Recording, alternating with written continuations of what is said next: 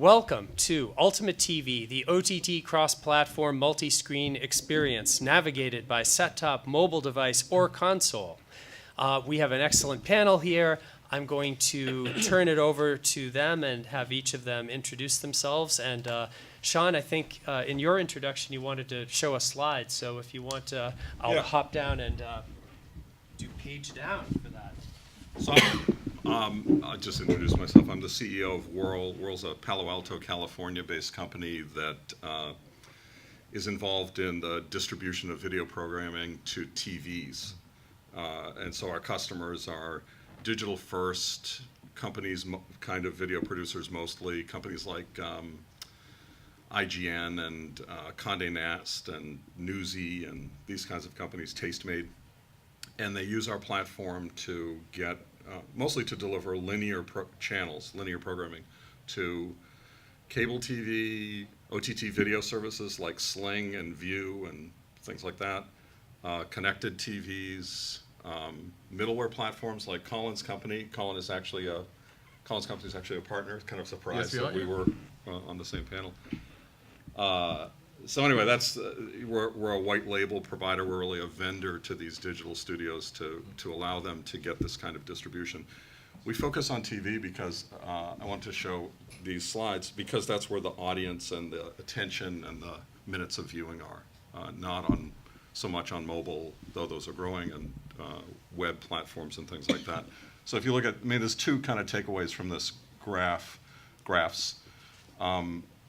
In the first one, the takeaway is TV is just enormous compared to the minutes of viewing that go on TV compared to any other platform, even for millennials. I mean, these are very accurate numbers related to, on that left bar graph, minutes of viewing per U.S. viewer per month. So 7,200 minutes of viewing on cable, 3,500 for a millennial, compared to, Netflix, a huge service, but only an average of 600 minutes of viewing for U.S. viewers per month, and YouTube, looks so tiny for such a giant service. So TV is really a very important, the most important, I would say, distribution platform if you're a video producer or even thinking about building a distribution service. Can I ask the sea of audience, can you raise your hand if you're a video producer or involved in the production of video? Raise your hand. And are the rest of you involved in distribution? Yeah. Okay. So 50-50, 4 of each. I distribute. Okay. Yeah. So anyway, TV is enormous, and then the second takeaway is linear is really what dominates TV consumption, and this isn't just on cable TV, where it's about a 12-to-1 ratio of linear to VOD consumption, but also on virtual MVPD services like Sling and Hulu Live and YouTube TV and PlayStation View. All of those services, it's about 10-to-1 linear to VOD. And also on platforms like Roku and Apple TV, the session times for linear kinds of distribution are 10 to 20 times higher than the session times for VOD, kind of click to play sorts of experiences. So that's why we're focused on TV and we're focused on linear. So, Excellent. Thank you. Alex. Hi. Hi, my name is Alex Drosen. I am the Chief Commercial Officer of a company called Massive. We have offices around the world, and we service Tier 1 broadcasters, studios, and independent content companies. And we're focused on the multi-screen experience and building platforms that enable companies to ultimately merchandise their content in real time. And what I mean by that is change the UI across any device. So we have our own product called the Presentation Manager, which is ultimately a tool set that allows these large studios and content companies to immediately manipulate the experience for their customer in real time. And that's me in a nutshell. Alex, what's your stock ticker? My what? Your stock ticker. My stock ticker? Yeah, the stock ticker for your company. Ticker. A stock taker. Sorry, I'm so stock ticker, sorry. yeah. We're not public. We're actually private now. Sorry. Okay, yeah. got it, yeah. But it was a funny one. It was Yeah. called Huge. Yeah. Is that why you were asking? Yeah, it's Okay, huge. Okay. It used to be. Sorry. Very cool. Okay, so I'm Colin. I work for Nagra, which is a technology company, and we deliver technologies that help operators, MVPDs, VMVPDs, deliver content. So everything from security, DRM, to the servers that help you figure out what channels you get, down to the mobile apps and the set-top box operating systems that allow you to consume content. Okay, and I'm TK Arnold. I work for no high-tech company, and you guys are all talking above my pay grade.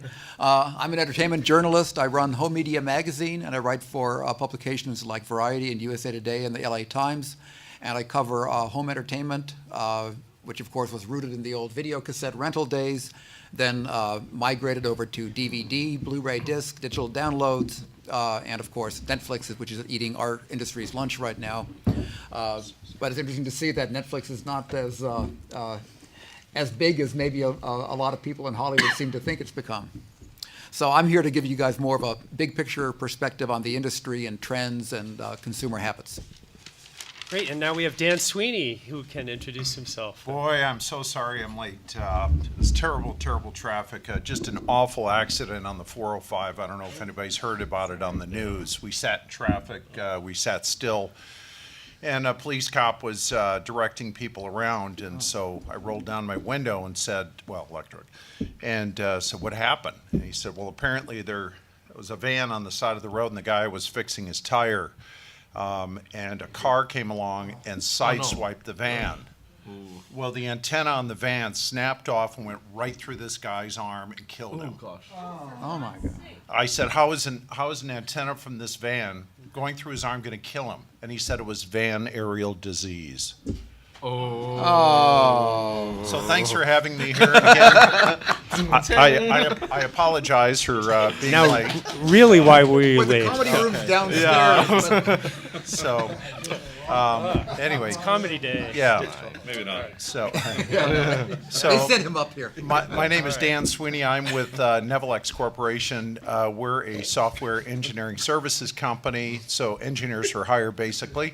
We work for DirecTV and a few other companies focused on set-top boxes, the network, porting over-the-top applications, advanced advertising for one company so you can insert ads into a stream, and some other customers as well. So that's basically, personally, I've been in the cable business, kind of grew up in that, and went technical about 10, 15 years ago.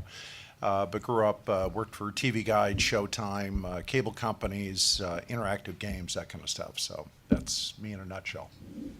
Great, and I'm Jonathan Hurd, a director with Altman Valandry and Company. We're a 120-person strategy consulting firm focused on technology, media, and telecommunications.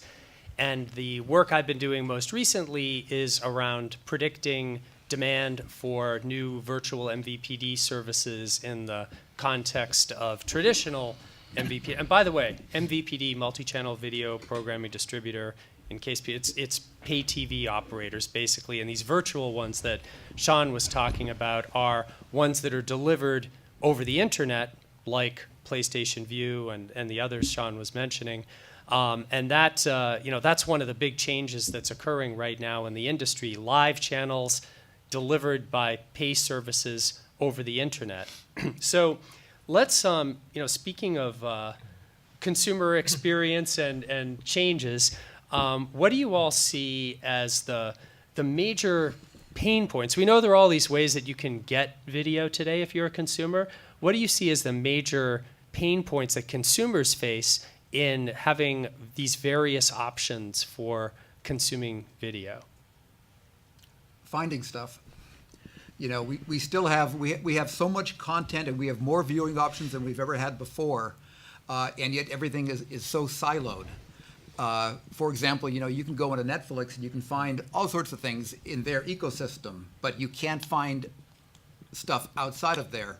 So to discover, and to find out where something's going, most people I know have given up and they just do a Google search right now just to figure out where they can find something.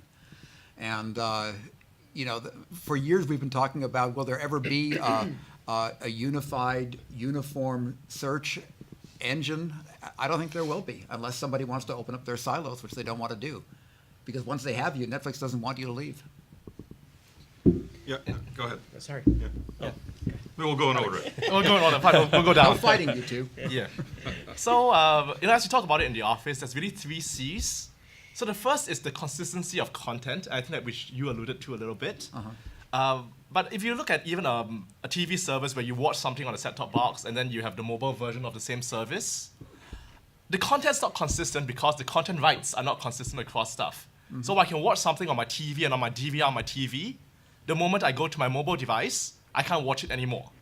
Or if you look at some of these new vMVPDs like PlayStation View, if I'm in my home, I can watch something, but the moment I go out of my home, I can't watch it anymore. So the availability of content is not even consistent across all the devices. The second C is really the continuity of experience. And that really comes when you have shared devices and personal devices. So, if I'm watching something on my TV, how do I get the same experience on my mobile phone? How do I continue watching it when this is a private device and that's a shared device? Or if I'm watching stuff on my private device here, do I want it showing up on my big screen TV where other people in my household can see it and can see what I'm watching? Depends what you're looking at. Depends what I'm watching, exactly. And then finally, the last C is the crushing number of choices, which is, if you look at, 20 years ago, there were 7, 8 channels. You channel surfed through them and you found something to watch. But now you have hundreds of thousands of things you could actually watch. And trying to figure out which of those hundreds of thousands of things you want to watch is actually very difficult today.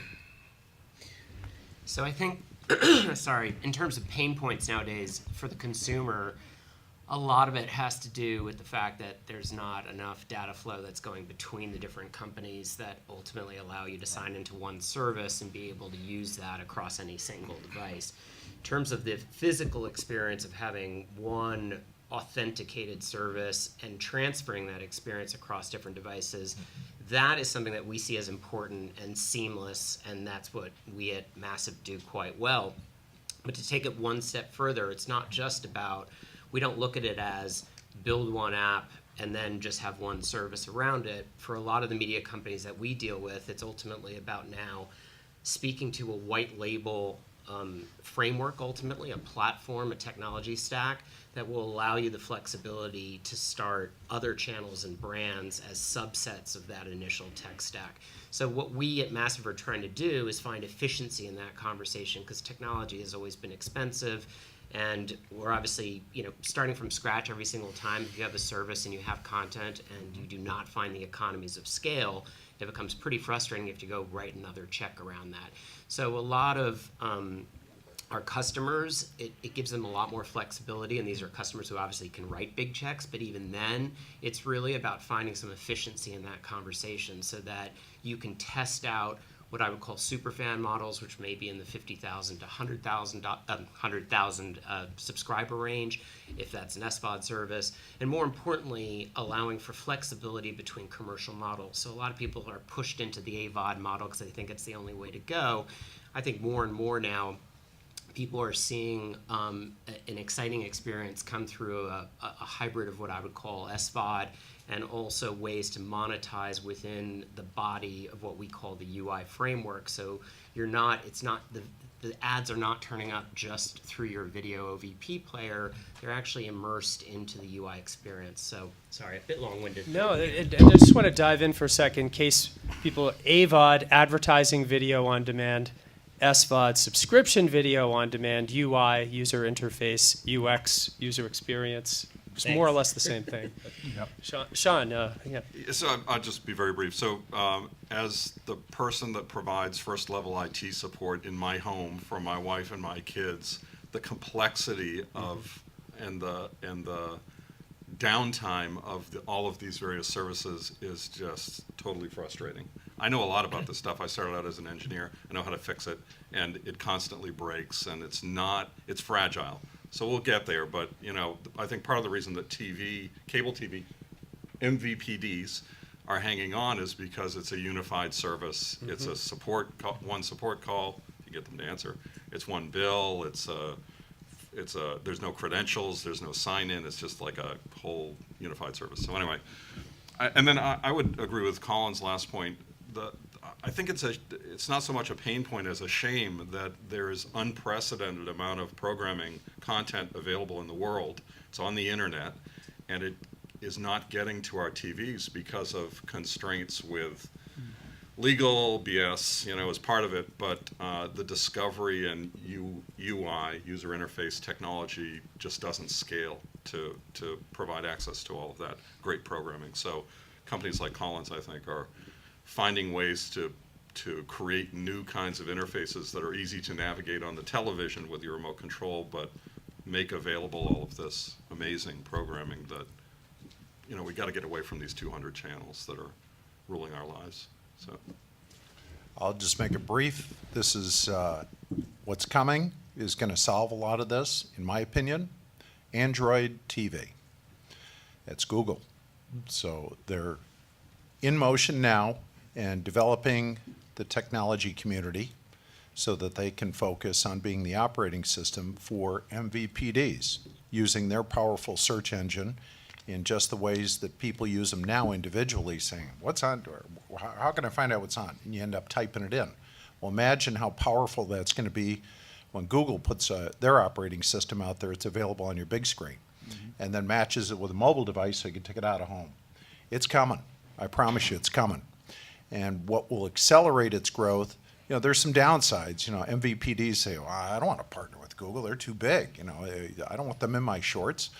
On the one hand. On the other hand, we have a recession. We have flattening of growth, decline. You got to look for the next best mousetrap. Could be cheaper to operate. They're going to get some momentum, and it's coming. It may not happen in the United States immediately, but outside the United States, it's coming. I promise you. Go ahead. I was just going to add that we've surfaced a lot of pain points here, and you have talked about a light at the end of the tunnel kind of thing, but there's also a long replacement cycle on television sets compared to mobile devices, and even with the traditional television TV.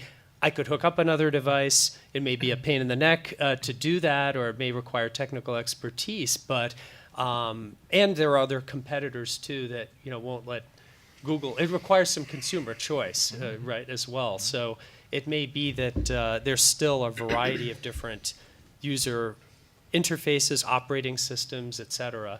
And so I wanted to talk about, one of the pain points, Colin, you mentioned is choice and all of the different options that people have, and a sneaking suspicion, I think, for any of us when we go to watch something on TV that maybe we're not watching the best thing we should be watching right now.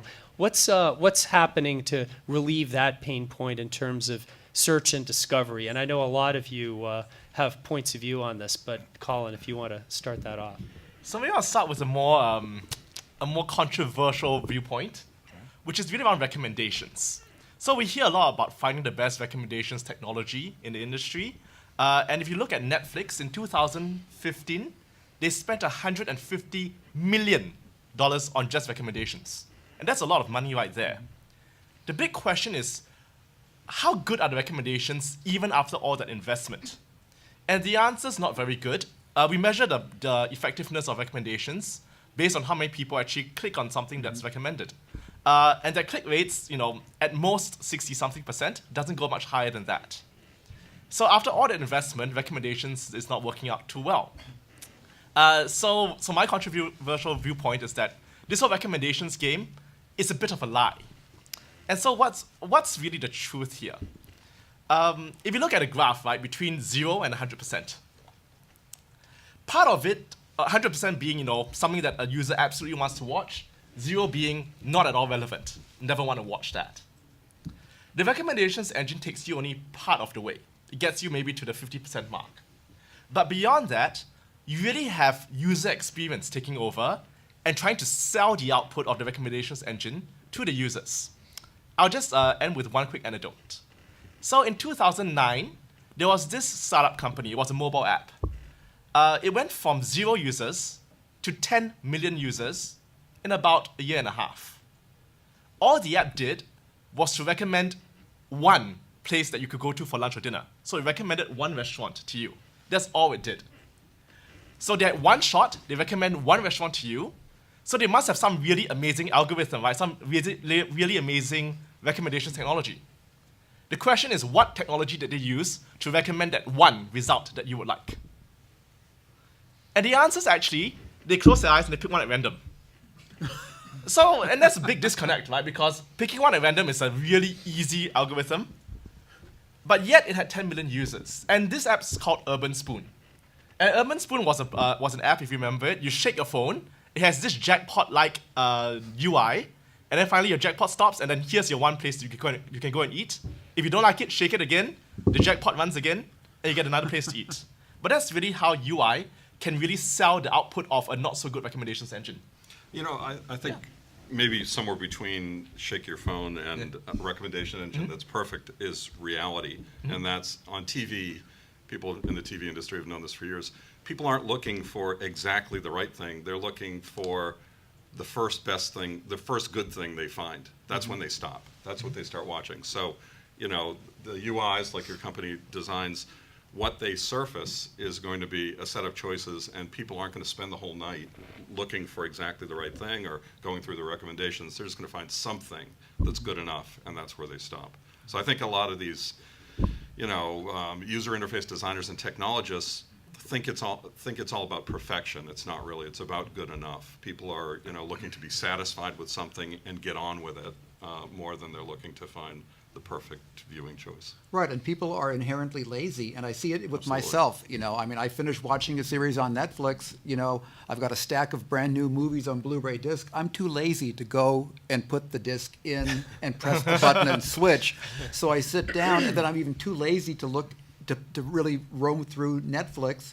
And I click 2 over after House of Cards. I finished that. Yeah. Revenge, a series. Watch one episode, I'm hooked, and that's what I'm watching now. And it would happen to be 2 spaces over on my. That's the beauty of the like linear TV and now these post-play things like that encourage binge viewing, because you don't have to take any action to keep watching. And right, so you watch something, and then the next thing that comes on, if it's a binge viewing interface, like Netflix has done a great job with this, the next thing just plays, and you know, 4 hours later you've watched, you know, Right. 4 hours of the same show. Or on linear TV, you know, you're not just too lazy to. I'm not just too lazy to put the disc in. I'm too lazy to pick up the remote and change the channel. Well, it's funny because if you look at the history of consumer habits that have, and this also explains why linear TV is still so big, because linear TV is pretty much, it's free. Effortless too. You know, people want free or as close to free as they can get, which is why Netflix for $10 a month took off as big as it did, and they want it easy. Yeah. And if you keep that in mind, I Yeah. mean, and everything that's happened in home entertainment, you know, has been free or very, very cheap and easy, effortless, will trump anything else. Quality, whatever else. Yeah. DVD didn't take off because the quality was so much better than VHS. It took off because I could pick it up for $10 or $15 and not have to go back to a video store. So it's less effort and it's easy. I can press a couple of buttons, no rewinding. And throughout time, everything has been shifting toward making things easier and more effortless and cheaper. The only thing I'd say is the problem with the free model is it's typically advertising based, and a lot of these models have not succeeded. So a lot of the frustration in the industry right now is the AVOD models are not producing what people expect them to. So, you know, I think what's important here is to understand your content, and ultimately when you talk about user experience and UI, it's understanding how to take news, it's understanding how to take sports, it's how to take entertainment, and not throwing it into one bucket. People consume these products differently, they want to experience them differently, data gets surfaced differently through each one of these different sectors. So what's important, at least for our customers, and we value this enormously, is to understand how people are consuming across different devices. So it's all good to say that everything is going to go and be pushed by the Android-based devices, but the reality is you have a proliferation of devices in market right now, which the average, you know, large media company has to service, because you're either in an authenticated TV Everywhere experience or you have a subscription service and you don't know if the millennials want to choose an Android-based device or whether they want to be on the Xbox or the PlayStation next. So the reality is those who can blanket the market are doing so and trying to take first mover positions. And it's an exciting time. You're already seeing churn on certain levels because people who anticipated having 1 million subscribers suddenly are turning up with 50,000 and are unhappy with that model. So there's going to be a lot of change. And I think the reality is that I think everybody's working very hard to find the right distribution windows, number one, because we talk about those windows of exclusivity. And that is tough. It is very difficult. Even large studios want to get a paycheck from Netflix or Amazon because it pays for a lot of their ongoing production. But the reality is they don't always think deep enough about what are the consequences of giving that first window up to a competitor ultimately, and what could that mean for their own SVOD service. So there's an interesting balance that needs to occur between distribution and production and when you're talking about the OTT systems nowadays.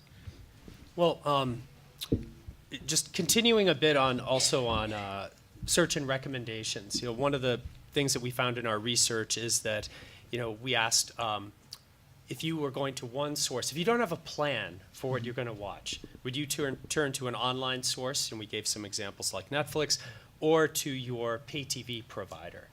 And with millennials, more than half of them said online sources. And that's people under 35. And 55 plus, it was just 20% turned to online sources. So, what is it about either age differences or the experience that causes people to go to online sources? And, why is it that so few people 55 plus are actually turning to online? Is it just habit or? Habit. Yeah, habit. That's habit. I mean, my experience comes from TV Guide.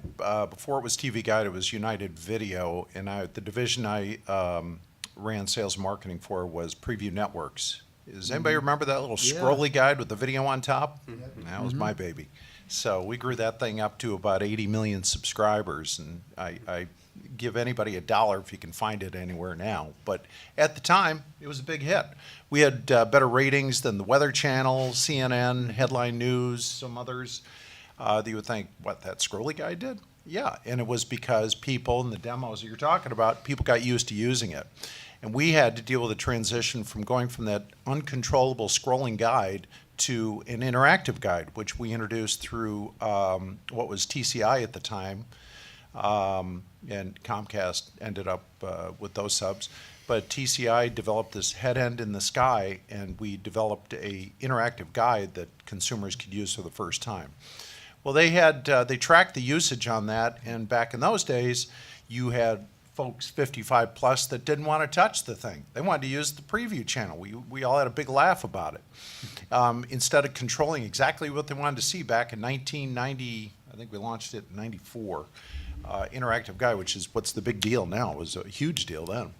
But older demos tended to migrate to what they knew before, a print guide, the scrolly guide, and now you're seeing the same thing is I'm used to an interactive guide. I go to my cable provider one first before I'll even think about Netflix. So it's the order of how you're going to try and find stuff. But it's all fragmented, and as we've just gone on and on about here, it's kind of broken. And Android TV is going to solve it. All right, so speaking of, besides Android TV. I'm not working for Android or anything. I'm right, just telling okay. But it's We should debate that. to your, we could. I think your example is a great example that there end up being a variety of different experiences across we're just talking potentially here about the U.S. population. Obviously, there's many other situations in the rest of the world. But what have you all seen as the best examples of, tangible examples, if you can give them, if it's not proprietary, of user experiences or search and discovery that are out there today? Well, I always give the same one. I think Amazon Fire has the best experience because what it's done is it's actually licensed, other apps to come in. The discovery and search and voice recognition is superb. So in terms of a UI experience, which is across multiple, different apps, I think that's the best one in the market right now. My personal favorite is canistreamit.com. And the reason is, What is it? canistreamit.com. Okay. And to TK's point just now, it actually searches across all of the subscription VOD services like Netflix and Amazon. So if I want to watch a show, I know exactly where to go to. Okay. I'm going to check that out. Canistreamit.com. Yeah. You know, my favorite one, and this is maybe just me, but I love going to Google and typing in best, 10 best. I love the 10 best list. I discovered wonderful stuff on Netflix that I would never discovered on Netflix simply by going, doing a Google search and finding the top 10 movies, the 10 best movies right now on Netflix, or the 10 best original series. And that's done well for me. Yeah, and I'm fortunate to have a Comcast X1 with a voice remote, which has Netflix integrated into it, and it gets better all the time because they keep adding features. And one of the things about traditional pay TV providers is they have the challenge of the installed base. If you change the guide on your users, you get calls to customer service complaining. So it's very difficult if you're an existing player to make these changes in a way that's not disruptive to the different age behaviors and the ruts that people fall in. But introducing new things like a voice remote, I don't have to use it, but it's extremely convenient. Yeah, I would say voice has made some significant changes in discovery. I was talking to someone at Comcast about this the other day. They said that before they added voice search to their X1 set-top box, that a little over 80% of discovery was through the grid guide, the modern version of what you were involved with. So that terrible thing. And that shrunk to just over 60% very shortly after they implemented voice search. So that's a significant change. And I think once you kind of get over the hurdle of trying voice search on any of these platforms, Apple TV, Roku, whatever, Amazon, that it's, if you know what you want to watch, it's a remarkably effective way to find it. And it sounds like a new revelation, but back to the old TV Guide preview days, we were actually doing some experimenting with voice and had some very basic recommendation search engines that you could please find comedy, and something would pop up for us. But of course, we didn't have the algorithms. Now it's all getting much better, but that was 20 years ago. So some of this stuff that might be tinkering around with now out there, you might look at it and say, okay, well, which one of these is really going to take off? And just wanted to voice is not new, but it's better. I think it is. I think one of the things that's really accelerating voice nowadays are your new AI engines like Google Home as well as Amazon Echo. If you look at what Dish TV is doing right now on the services, if you have an Echo at home, you can just say, "Hey TV, give me CNN," Right. or show me some comedies to watch, and it just works that way without even picking up the remote control. And to TK's point about users being lazy, that really is a great way to watch TV. It is. Yeah. Yeah. And then some of the voice recognition and AI engines behind them actually have a semantic understanding that's quite impressive. So even if you don't know the exact title of the movie, you could say, show me the movie with the Sopranos guy and the Seinfeld woman. I can't even remember what the title of it is, but there is some movie with those two actors. And it will bring up that actual title for you. So very impressive. Yeah. I'm thinking about what movie that is now. Oh, is it? I can't even remember, but it was James Gandolfini's last movie, I think. But all right, well, moving on to something more cheerful. Let's see. All right, Sean, linear TV channels, are they an outdated paradigm? Not according to us, no. I mean, like the graph, some of you weren't here when we showed that at the beginning. The vast majority, 10x, 12x of video consumption is still via whatever you want to call it, linear play out, a playlist, a series of videos that just have a schedule and keep playing one after the other, just like TV, unless you, like we were saying before, take the effort to pick up the remote and stop it. So that, there's a bunch of theories about this. The CEO of Cheddar is fond of talking about ambient TV. People turn on Cheddar on their television or on their Roku or whatever, and they just leave it on. And it generates a lot of ad revenue and a lot of minutes of viewing. One of our clients was telling me the other day, we help a music service called Babel deliver their video to, I think this was Roku. And when they implemented a streaming linear channel basically on Roku to replace the on-demand, click the thumbnail, cover art kind of a interface, their average minutes of viewing went from 3 minutes to 1 hour and 47 minutes. Per session. So this is like, for those kinds of things, news and music, this can happen for regular TV channels. The average minutes of viewing per month is about 30, 40 minutes, something like that, for every one of those 250 TV channels. I mean, that's something that just doesn't exist for any YouTube channel or, VOD delivered experience. So, we're big fans of linear, and the numbers seem to bear that out.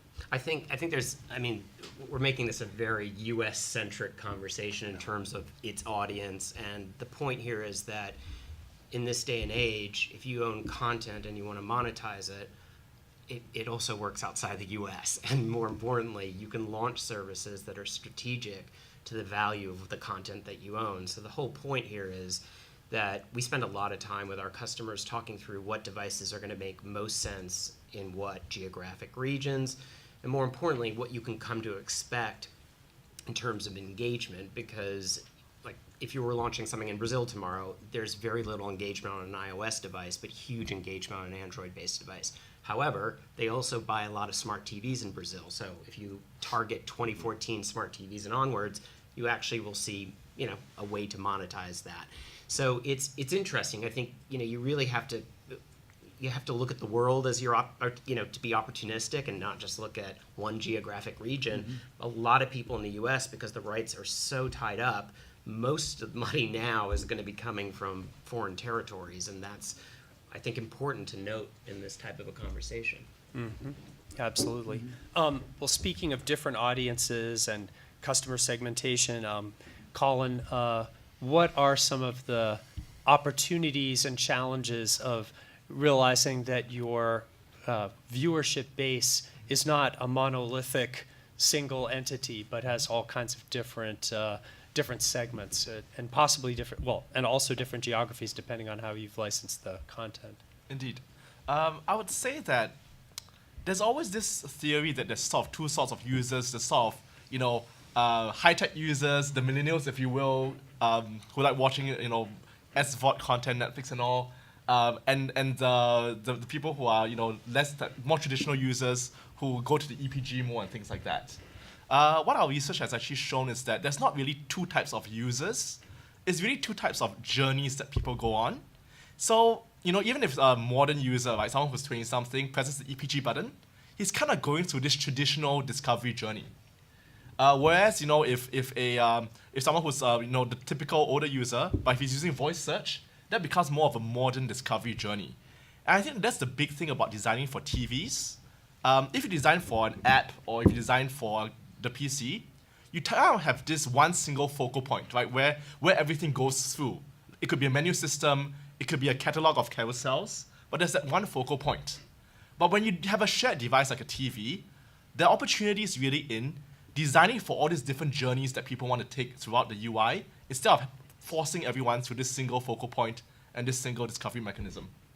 So speaking to that, Yeah. what we try and do is allow flexibility around that UI experience. So as opposed to being forced into one use case, which you maybe think is ideal, and a rigid UI environment, we provide flexibility. So what I spoke to earlier is a platform that allows you that flexibility, so that console, either through human curatorial or through data, whichever way you're going to optimize it and ultimately instruct your console to drive that content and to change the UI experience, it's important to speak to that. I think we've been living in a very rigid world because, again, technology is expensive, and when you built an app in the old days, that was it. If it every time you had to change something, you had to call up your vendor. It was expensive to do so. Nowadays, there's a lot more efficiency in that conversation. So it's important to look at that and to understand the effect that can have, especially when you're looking at long-term strategies for your company in general.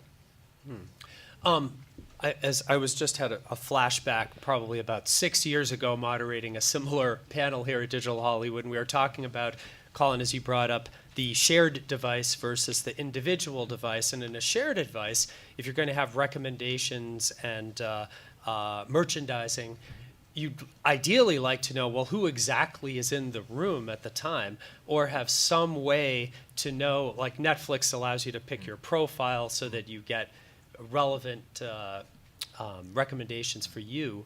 But do you see any technology out there that's attempting to sense the number of people in the room, or when you pick up the remote, it somehow knows that It's which worse. The user Xbox, is... Xbox can see you, for example, as Yeah. a camera. I mean, there's PlayStation. the cameras nowadays. PlayStation, same thing. I mean, they can immediately identify what's going on. But is yeah. anyone that you know of actually making use of that to have like a passive recognition of Oh, who they the immediately audience? recognize who's actually, like on the consoles, the game consoles especially, it's immediate authentication with who's actually using it, and they formulate an experience that is specific to that user. So yes. Is that coming for a video experience? Do you see as well? Oh, sure. Yeah. I see it coming. Yeah, absolutely. I think it's not so much one technology. So on consoles like PlayStation and Xbox, there are those cameras, but at the same time, video consumption on those devices aren't actually that high. And where I think the market's going is that people are using combinations of technologies, and what we're combining is really different hints that someone's possibly in front of the TV. Example is this: if you're at home and your device is on Wi-Fi, we kind of know you're in the home. But if you're closer to the TV and we can sense you on Bluetooth, then we know you're even closer to the TV. If we know that you're logged on and you're controlling the TV with your phone, then you're absolutely in front of the TV. So it's not so much one technology, but it's a combination of these hints and all that the TV or the service provider should collect, and then use that as a level of confidence to tweak the UI. And is this how far into the future are you seeing that are we talking about here? And this is quite close. I mean, if you see large companies like Google, they're already definitely doing things like that. Even our company, we're investing in these kinds of technologies because it's not super high tech. It's more how do you intelligently combine them, and how do you take a big data approach to figure out what these signals actually mean. Without it being creepy.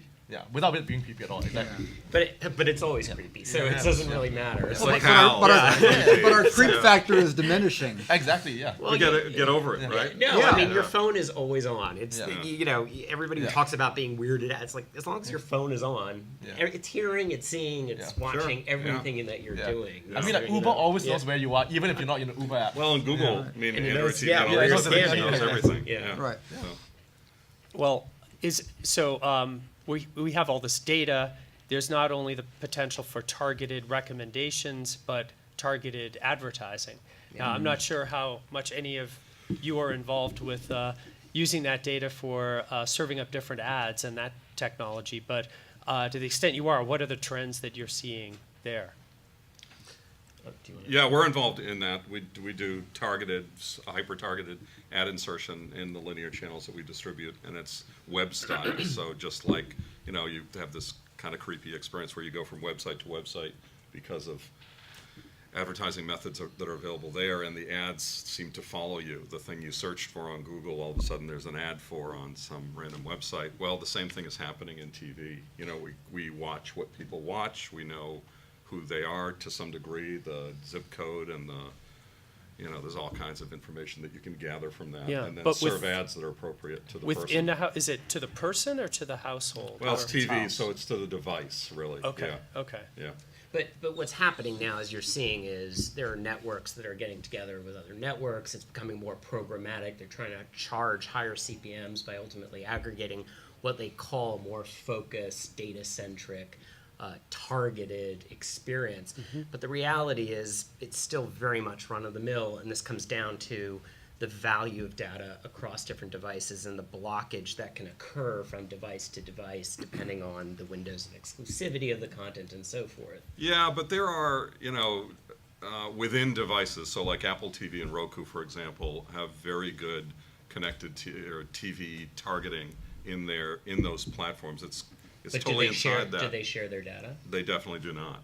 Because they're an ad network as well as Yeah. a provider of these services. So Roku earns very high CPMs, 2 or 3x what the average TV CPM is because of the data that they have about all of us, you know, what we did and what apps we have installed and all these things, and they can then deliver ads that are very targeted and very appropriate.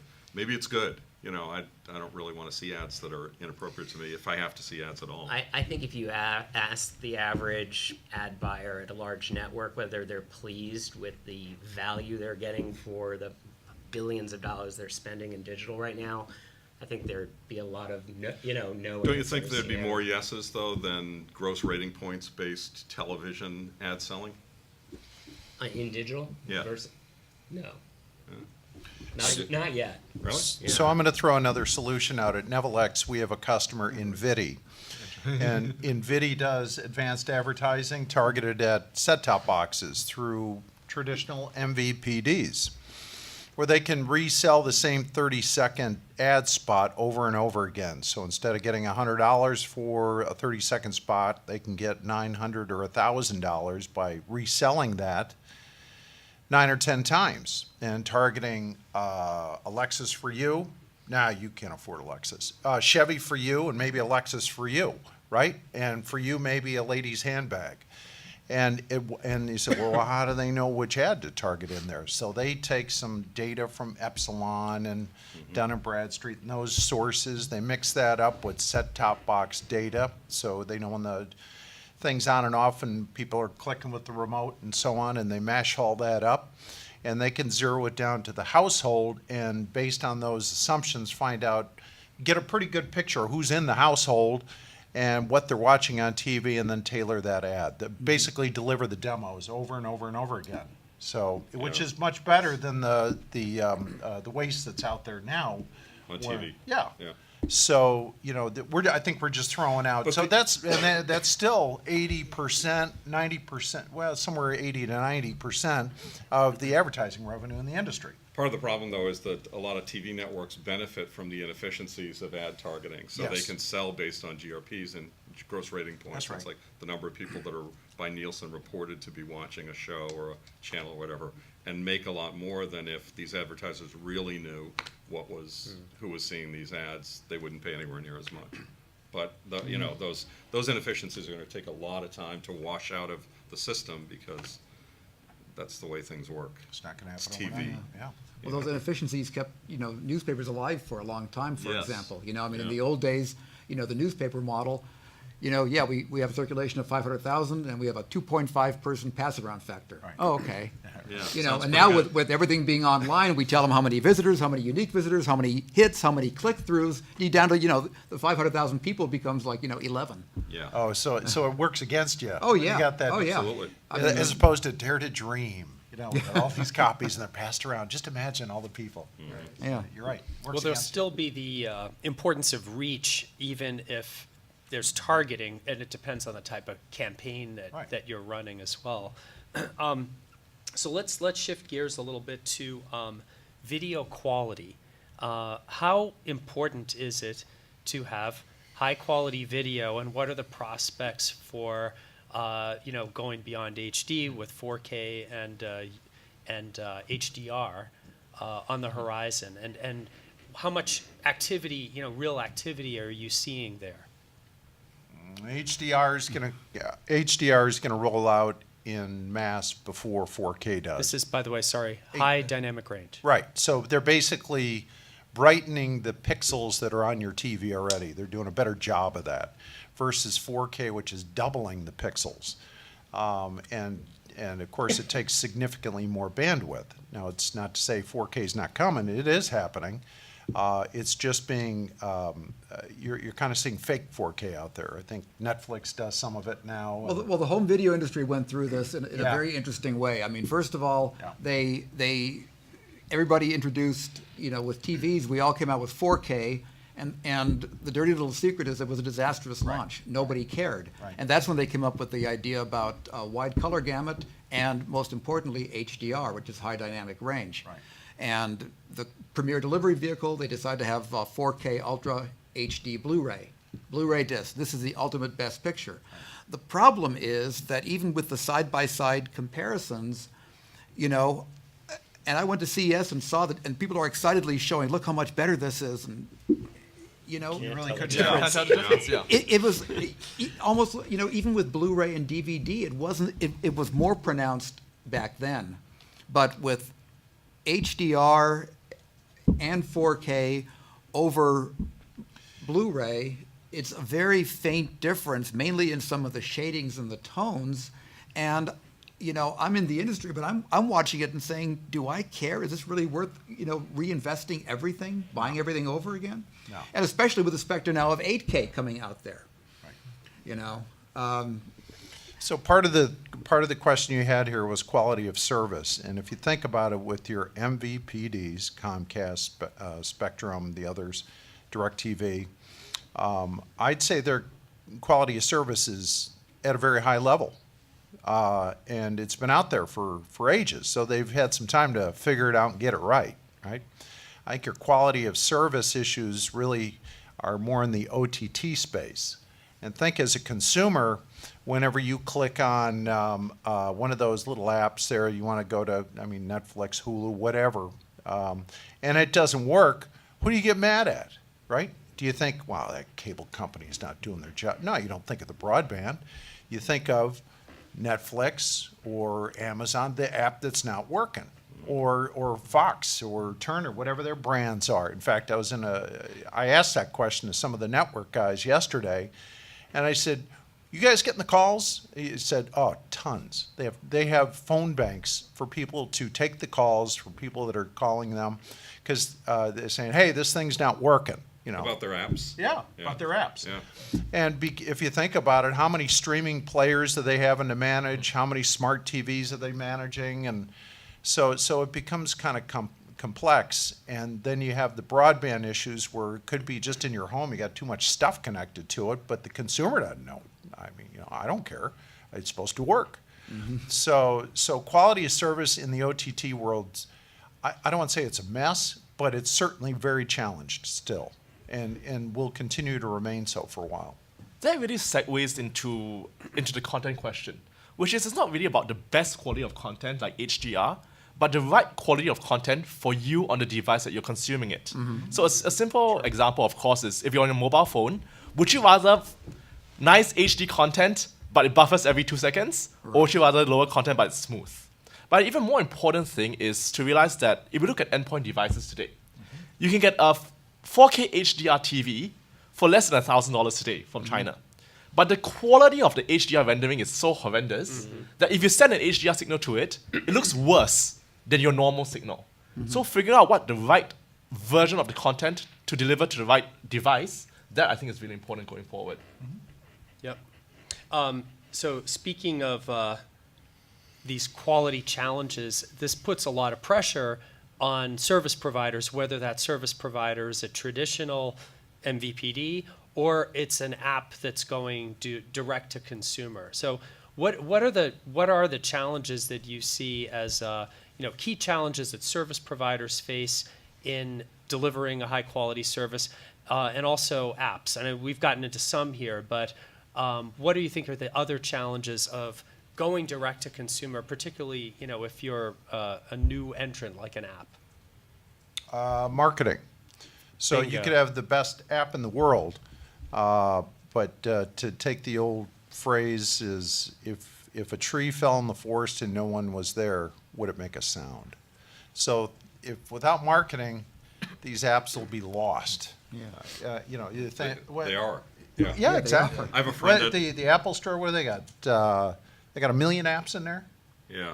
I have a friend that works at Apple TV, I won't name, and I asked him how many times the average app that's installed is used. And he said, nunts is the word that because it's that one time that doesn't really count. Right. So that's Load it, that's the load average. it, never Nunts, use it. not one time. Not one time. So I guess we're in a fortunate position because we build apps for big brands and big channels, and they already have a pre-established audience. So we have it in a sense easy, but as you say, there's a lot that needs to go into the maintenance of these type of applications, and the same rigor that you guys are talking about, on the traditional broadcaster side, has to happen on the app side, and it's the complexity is enormous because, as you say, the tech stacks and the amount of inputs and the different vendors that are typically comprise one application nowadays are multiple.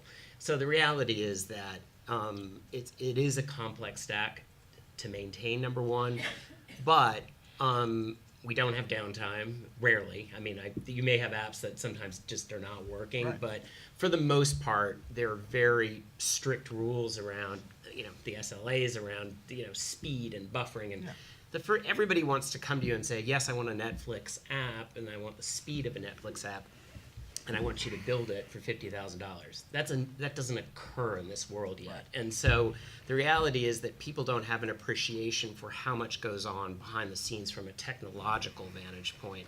So again, I try and talk about efficiency. That efficiency is not cheap, but at least it comes with a scalability factor and a robustness, and more importantly, a roadmap, which is super important. Most companies just don't even know what to ask for or what to look for. I mean, obviously, that's changed. But the reality is that traditionally marketing departments have just gone out and hired their own vendors. So you end up with 20 different vendors in a typical media-centric environment. And it doesn't work. It's really become very convoluted, and then everybody complains. And so a lot of it has come down to and I say basics, it's not really basics, but one basic stack that is ultimately driving a roadmap across hundreds sometimes of apps that are in market across different brands and channels. So if traditional service providers, how are they, is OTT more of a threat or an opportunity for them? And in some ways this is a loaded question, but how do you see for traditional service providers who tried TV everywhere, authenticated viewing, meaning that if I subscribe to cable, that gives me the right to watch those programs on other devices. There's very low consumer awareness of that, as it turns out, overall. Ask the crowd here. Who has a TV Everywhere app on their phone? I have one. Yeah.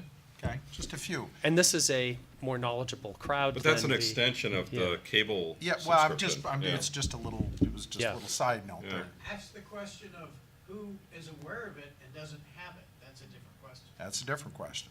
Well, yeah, there are Okay. actually there's a very small portion of the U.S. population that does not have, where their service provider does not offer TV everywhere. No, the individual. There's about 30% penetration of active users for TV Everywhere, so that means 60% either aren't aware of it or know it's there but really don't understand it or don't take Yeah. the time to load it up on a device. Okay, and the point I'm making is, Yes. within that 60%, Yep. is 50 of that 60% of people that know about it and don't care? Or is it 10% of that, know about it and don't care, and there's the 50% is people, is an active possible market because they just don't know about it? It's a Yeah, wide yeah. range of possibility there. Yeah. There are numbers out there, and let's make sure we get LinkedIn because I post a lot of that kind of stuff. I always look for research in the category of video and over the top and all that stuff. But it's marketing. I'm back to marketing. Okay, the cable companies launch TV Everywhere, and with great fanfare, and then they move on to something else. Okay, well, I might have missed it. I might have been out of town for that big marketing push, or didn't pay attention, or this is distortion. So they don't go back to it and remarket it as frequently as they should. I think they should anyway. But then you got back to the beginning when you got older demos, younger demos, and what's their viewing habits? Who uses what device, right? I'm not. I don't watch a bunch of video on this thing. A little bit, but I'm not going to sit and watch a 1 hour show on this thing. Right. But I understand younger demos do now. Okay, I thought that would be unheard of. So it really kind of depends on the demographics, and of course, there's the lack of constant marketing. But I do- Yeah, go ahead. No, please. But I do think that there are more marketing vehicles available right now. Yeah. So, for example, the platforms like Apple TV or Apple iOS in general, they want it to be seen as a place to consume video content. Yeah. So they have things like single sign-on. So you log in once to all your TV apps. And even in the App Store, it says that, hey, watch TV on your phone, click here, and here's a bunch of apps you can get. So I think there are more channels now to get to consumers. You're talking about Apple in that instance. Yeah, Apple or even in Google, They're also marketing things like, hey, watch TV on your Android phone. They're coming up with single sign-on as well in Android O for all these different TV apps. So I think all the platforms are evolving to now get a piece of this digital TV pie. Yeah, I mean, I think it's still a natural extent. I mean, when you talk about TV everywhere authentication, they have to offer it up right now. It doesn't matter how many people are using it or not. It's a must-have in the market. So the point is they're building it. And yes, they may not get the engagement levels that they expect, but the reality is that it has to be offered up. It's the same thing for any large media company now. You cannot just go, I'm going to live with an OTT strategy that is iOS and Android. It doesn't exist anymore. You have to be across different devices, and it's multiple devices. And then when it comes to what does an OTT strategy actually look like, a direct-to-consumer commercial opportunity is something that we're in the early stages of. We don't know yet. Again, a lot of people have over-projected because they thought engagement would be incredibly high. The reality is that there are amazing models. You don't just look at it as, oh, I can go and target 100,000 people at $5 a month. It's what are the other assets that come along with that subscription? Is there an e-commerce model attached to it? A lot of people with superfan models that I alluded to earlier, that average individual spends $3,000 a year. So if you can engage them in a way that's not just looked at as just a pure play subscription model and understand how the economics can be accentuated in different factors, it can be really worthwhile, actually. Sorry, you were going to say? No. Okay. Good. Well, we've got about 10 minutes left. Want to open it? Yes. Can I do a quick case study of me?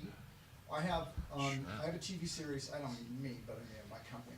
I have a travel TV series. It's called We Can Explore. We provide it free to PBS nationally, and then we also air on the 27 Cox channels around the country.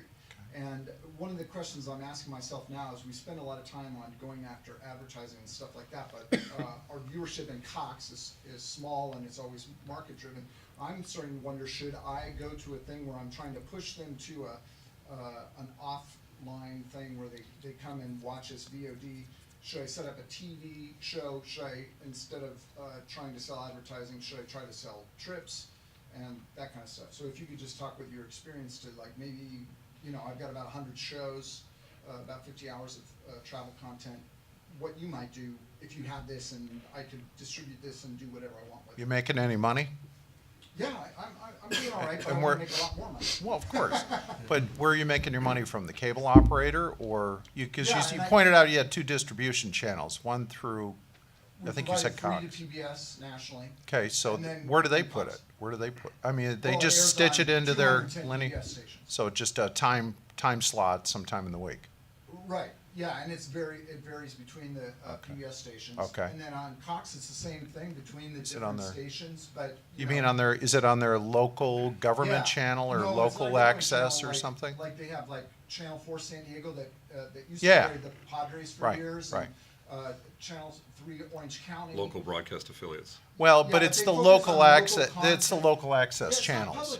it's not public access. No, I it's understand. commercial station. I understand. Yeah, and I know channel, I'm down in San Diego, so Oh, okay. I'm in Carlsbad. So. Let's have one idea, and then I think we should move to Oh, other yeah. questions. And Carrie, Will somebody sell Don't do VOD. It's Yeah. a wasteland. You're going to be competing I would with agree. tens of thousands of other assets, and there's no marketing ability there. How many eyeballs do you have for your programs? About, just on Cox regionally, Arizona and California, about 68,000 people. These are people who are coming back and watching. You have about 68,000 people who are watching the show weekly. Yeah, it's about. So that's you about you right, on have Cox. you have the verge. I would say you have a low end superfan model where if you actually could construct some other pieces that were economically viable to bring and attach to it, like I don't know, upselling, whatever it is around your show. And, like Yeah, vacations. you actually could be doing something interesting. The point is it's the barrier of technology again. What is it going to cost you to put that to market? But if you can, instead of just offering up free and not getting that much back, now that you've marketed it and you've got an audience, let them now come to you. Create your own home for it. Start with one app. Start Yeah. with Roku. Just build one app for now, but make sure you don't threaten your current base. PBS distribution and that Cox, you don't want them coming. Oh, wait a You're minute. wasting your All money that's- doing that. all that's- There's 7,000 Another- Roku apps. How are you going to get Yeah, viewers? yeah, he's not. another question back here. You got Yes. a place to point them to. When you guys started, you were talking about pain points of here that my pain points are not there, which is the remote control and the lack of a browser in the smart TV. So, I mean, I just hate using the remote control completely. I don't. Which remote? Any Yeah. remote? They're Wait, too the TV complicated? remote or the service provider remote? What would you prefer? Would you like voice? I'd like a keyboard, a computer. Keyboard? Yeah. Google TV used to have a keyboard. I think the problem is that you're in a small group of, there's so Yeah. few people that want that. We actually, we've surveyed, like, which of these devices would be your preferred remote? And a really tiny percent picked keyboard. So and it was low single digits. Why did they answer that way? Probably because they want the flexibility. They're used to using Google No, but it's because they've never tried it. They have no idea what the benefit would be. You mean, you don't like to use the remote to do your search and go up Exactly. over I and hate that. Yeah. oh yeah, no, that's a pain. but instead of, hey, find Seinfeld, Yeah. No, I mean. audio. I wanna Audio be able to scores type in high. my name and email address when I'm signing into something. or- Yeah. Right. Yeah, that's, Yeah. that's a good point. Yeah. There's some Agreed. advanced remotes that have flip it over and there's a keyboard on the back. It's Yeah. not, it's a little one, but it's I not. want to use my phone as a remote. And that's You popular can nowadays. now. Yeah. You can. Yeah. Yeah. Oh, and what about the lack of a browser, a good browser in the smart TVs? Well, Yeah, and- some have I have can't do Google browser. on the TV. I have to have a second device. Yes. If I want to do the search, I have to. Yeah. Yeah. That's because So that's because each manufacturer creates Yeah. his or her own environment. That's so true. But I That's mean- our problem. I mean, if you look at Samsung Fragmented. TVs or LG TVs, there's actually a full, WebKit-based browser on it, and the actual usage is less than 2%. Well, they suck. Yeah. I've tried them. Huh? They can't hardly run an app. Right. A JavaScript program. they'll And I think that that's Yeah. one of the important things to realize. Even though the TV is a huge screen, the power on the TV in terms Right. of memory, in terms of CPU, it's lower than phones than the first iPhone even. Yeah. And that's one thing that we need to bear in mind. The size does not it's not proportionate to the power. Size doesn't matter. Yeah, And size the doesn't long matter. and the long replacement cycle just makes that even worse because if you bought a TV 6-7 years ago, Yeah. it's the power the power of that is going to be 6 or 7 years old. So Yeah. it's just not going to keep up with a separate device either. So any other questions? Yeah. Dean. Yeah, what you can do though, in your case is, I mean, I have a Pioneer plasma TV, HDMI, it's the best. All you do is take an HDMI connection and hook it up to your laptop and it works great. Yeah. AirPlay, all those things. Yeah. Quick note for you, a lot of TVs have a USB connection and you can actually plug a keyboard and mouse into your television and run it that way. So a lot of televisions now support it. If you look on the side and it has USB ports, just get a USB keyboard and see if it works. In most cases, it will. It's The cool. apps will- the No, apps- no, the TV itself will recognize it as a keyboard and take the input. But I'm saying, will the apps get that input? You can control the apps from that. Yeah. My experience, All right. You have to try. Real-time problem solving. Awesome. Yes, in the back. Hi, there are a lot of new series, digital series that are being produced across the world.